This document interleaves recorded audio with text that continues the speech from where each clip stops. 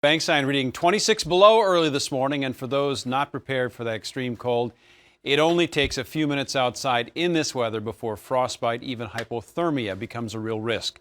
Fox 9's Scott Wassman staying safe and warm at HCMC tonight for us, warning people those warnings were coming. We gave them a lot of warnings. They seem to have heeded the warnings, huh?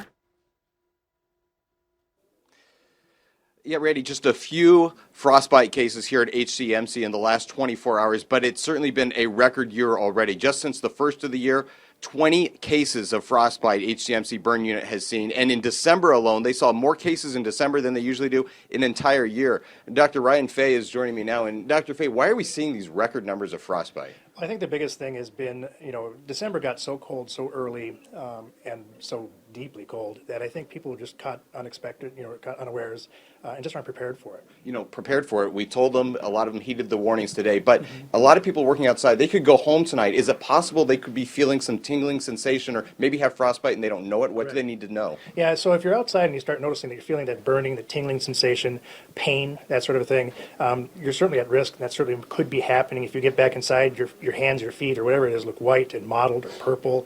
That's bad, and that needs to be seen urgently. Do you put water on it to be able to get to that first? What you want to do is, if it is cold frozen, you want to get to definitive care before really trying to thaw it out. The biggest thing is you don't want to have a freeze thaw, because that actually makes it really amplifies the injury. Sure. And warning to people before we let you go? Stay warm, stay covered, and don't drink and be outside. Okay, thanks, Dr. Fay. Really appreciate it. And, even though we have just seen a few cases here at HCMC, paramedics are certainly prepared for the worst.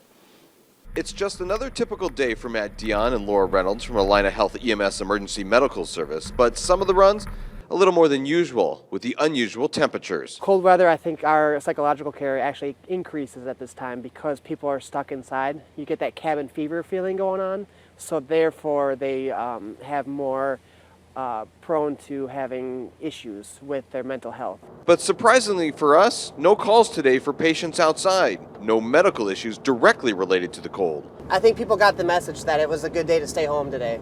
But that's not to say there won't be any weather-related calls. The biggest concern for paramedics on a day like this? Hydration. If you, because you have so many layers on it on a day like this, your body will tend to burn hotter, so you'll dry out faster, which can cause medical problems to get worse than what they normally would be on a regular day.